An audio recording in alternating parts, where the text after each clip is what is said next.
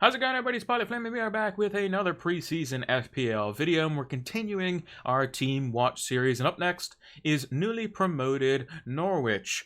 They went down last season in very miserable fashion, but have come right back up, improved on their defense, improved on their attack. Daniel Farke, who is their manager when they were relegated in the 2019-20 season, is still their manager. He's fairly youngish manager. I think he's mid-40s, and he has brought them back up to the promised land, to the Premier League. So we're going to be taking a look at what potential players we're interested in from Norwich, what players that we probably aren't so interested in, and what players are being brought in via the transfer market to help strengthen their campaign for the 21-22 Premier League season. If you haven't done so already, make sure to hit that like button, subscribe to the channel if you are new and haven't done so already. We greatly appreciate it, and turn those notification bells on so that you can get the content as soon as it is readily available.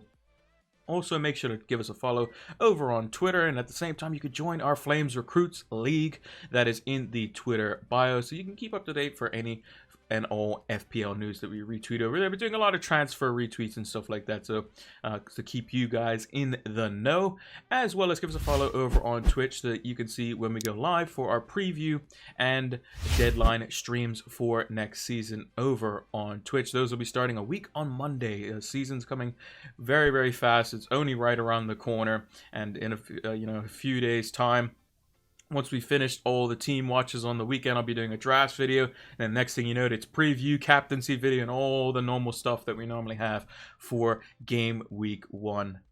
Now, without further ado, let's talk about our partner today in Fantasy Football Scout. We have partnered up with Fantasy Football Scout for this coming Fantasy Premier League season, and they're giving you an exclusive offer. Use the link down in the description to get 20% off your Fantasy Football Scout membership. It gives you access to the exclusive members area, which has new tools such as the 3-player comparison tool, as well as some old favorites such as the Rate My Team tool, the Season Ticker, and my personal favorite, the fully customizable stats tables, which you can share among other Fantasy Football Scout members, powered by Opta Stats. Use the link down in the description below to get 20% off your membership today. Sign up now. So with Norwich, we're going to start off by looking at some of their mainstays of their team, because if we look at the fixtures right off the bat, I don't think anyone's going to be jumping on Norwich anytime soon. Liverpool at home, Man City away, Leicester at home, Arsenal away. Those are all red for a reason. They're not great. So the stats we have shown up for the 3 players we have highlighted are stats from their 2019-2020 season. So you can see what they did last in the Premier League. Now, McLean, someone not really an FPL option, although when he was in those last 4 matches of the 2019-20 season, he did create 3 chances, which isn't, too bad.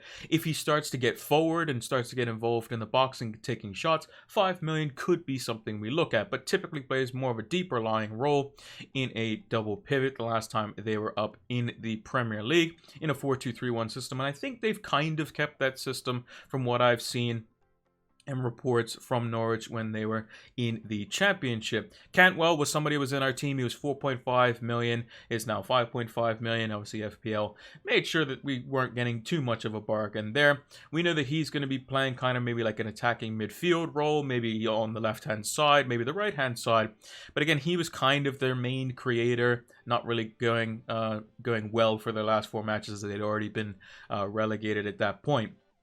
And then lastly, their main man up front, who started like a house on fire initially in the Premier League. I believe he was around the same price, 6 million last time in the Premier League. And he, scored versus City. He was, scoring goals for fun in the first 3 matches. And then all of a sudden just went straight off and just didn't do too well after that. But he's going to be their talisman up front in Teemu Pukki. 1 big chance, 2 shots in the box. Obviously not great in the last 4 matches that they played in the Premier League.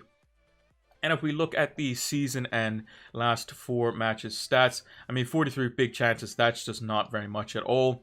245 shots isn't a terrible amount. It's just when you're only getting 43 big chances from it, that means a lot of chances are from range. They're not really, high quality shots for the most part.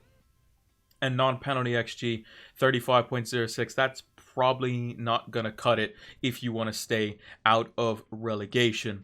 Now, that being said, in a particular, better run of fixtures with Norwich, being a lot more possession oriented. Now, this was with Buendia in the team, and we'll talk about him in the transfer section. They were able to hang on to the ball more. They were able to create better quality chances in the Championship versus when they were in the Premier League. Will they be able to sustain that? I'm not convinced as of yet. We'll have to see kind of how they do in these first 4 fixtures. If they get completely blown away by the likes of Liverpool, Man City, Leicester, and Arsenal. Arsenal is probably the main one that I'd be interested in the most because they are arguably the weakest team of those 4, as they were around mid-table, whereas Leicester, Man City, Liverpool were all in the top 4 hunt. City obviously winning it, Leicester coming 5th, and Liverpool coming 3rd. It'd be very interesting to see how they match up versus Arsenal, who's going to be a team that are going to try to keep the ball, but will also give Norwich the ball at times as well. So it could be a very even contest, depending on if Norwich keep their same play style from how they were down in the Championship versus how they were in the Premier League last season, or 2 seasons ago, rather. When they're in the Premier League 2 seasons ago, it was basically just park the bus, hopefully we can get something on the break, and they had a lot of defensive injuries and that sort of stuff, which made it so that they literally never had their back 4 that they had in the Championship going into the new season. So hopefully they can keep injury free through this preseason, and then they can get their best guys out there and give themselves a little bit better of a showing from their last visit in the Premier League. Now, with that being said, let's take a look at their defensive options and ones that we might find maybe enter our teams later on in the season. Now, the 3 players I wanted to highlight for Norwich were a couple of key players for them when they were in the Premier League last, and also when they were down in the Championship. But then also another player that didn't play for them in the 2019-20 season, and they've only gotten recently, and it was 4 million. So we have to keep an eye on him, and that's Omobamidele, I think is how you pronounce his name. He's a 4 million centre back and could be starting game in, game out. So I don't have stats for him, but I thought I'd mention him here just because. Keep an eye out on him because he has been playing some games in the Championship and could potentially be a starting center back. Although maybe some transfer activity might make that not the case, but we'll see on that front. Tim Krul, obviously a veteran goalkeeper, very good penalty stopper. Not necessarily had the greatest time when he was last in the Premier League. Last 4 matches, he basically conceded almost 2 goals extra than what he probably should have. Although he did make 19 saves across those 4 matches. So again, Norwich just conceded so many chances. Now, the defense definitely shored up drastically in the Championship. They conceded far less goals than what they did, and they were also more controlled in their attack, which is something you probably need to be able to do effectively in the Premier League if you want to stay up. You can't just be completely open at the back because you'll get blasted 6-7-0 every game against a team that's decent. And it's going to be very interesting to see because they have arguably the two out of the 3 toughest tests on paper: Liverpool at home, Man City away, right off the bat. Then you also have Max Aarons, who's somebody who has been touted to, other clubs. He's been touted to United and other teams as well. 4.5 million, typically plays at right back in a back 4. And he could potentially be somebody, if Norwich are able to be a little bit more controlled and move the ball from one side to the other with switches, they may be able to catch teams out. Aarons is, a very, very good young defender. He's also, has an eye for when he needs to go forward as well. And I don't think top teams would have been, scouting him for no reason. I think he could potentially have a decent season. And if he does, or if Norwich were to get relegated again, but he still performed admirably, he might see a move into a Premier League side anyway. Or maybe one of the teams that come up the following season. So it's going to be a touch and go for Norwich throughout the whole season. We've seen what happened to them last time in the Premiership. It's definitely a wait and see type of thing. But Aarons, Tim Krul will probably be the 2 main ones, just because Aarons might be the more attacking threat in terms of fullback options, and then Krul obviously being their main goalkeeper, very good at penalty saves, which is nothing to scoff at. So if Norwich's backline isn't great, Krul might save a penalty every now and again, which could get you some points. And it doesn't matter if he concedes 4 because he saved a penalty, so he definitely covers for that. And then Omobamidele is someone who we have to keep an eye out for, because a 4 million defender, doesn't matter who they play for, if they're starting week in, week out, that is super, super valuable for our squads going into this season. And speaking of going into this season, we're going to see what transfers Norwich are going to have going into their first team squad on this next segment. Now, with Norwich's transfers, they have been doing a bit of business looking to potentially strengthen in various different parts of the pitch. The most notable, we're going to start with the outs, is Emi Buendia, someone who was very successful for them in the championship, getting boatloads of goals, boatloads of assists, very, very solid creator, and he's gone to Aston Villa for just shy of £33 million. Now, these are approximations of transfer marked and are not necessarily official unless announced by the club. These are just estimations, but it's, you get a ballpark for at least you know how much these players are costing to and from different clubs. But Buendia, 6.5 million. He is now in Aston Villa's team and has been for some time in FPL and could be a very good FPL option. Whether or not Jack Grealish does leave, he will play more the number 10 role, which means the likes of El Ghazi would probably play out on the left if Grealish did leave. Traore becomes a better option out on the right for Aston Villa, and Buendia could be quite good. But that doesn't help out Norwich, though, so they need to strengthen in that area. So some other outs, we'll go through those quickly. Vrancic is someone who is kind of more of a central midfielder. He's gone on a free transfer to Stoke in the Championship. Was an older player, so not necessarily in and around the first team. The likes of McLean and whatnot were taking up those positions in the two midfield roles in the pivot, although McLean does have an injury, I believe, at the moment, so maybe they have other options to go in there, which is potentially why they've gone and got Billy Gilmore, but we'll talk about him in a second. Heiss, who's gone to, I think it's Karlsruhe, I think it's how you pronounce it, in Bundesliga 2.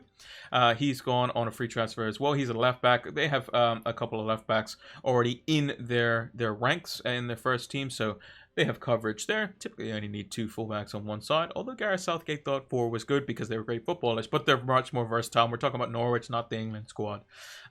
Just a bit of sidetracking there. But in terms of the ins, Norwich have gone out and got Rashika from Werder Bremen. He's come in at approximately £9.4 million.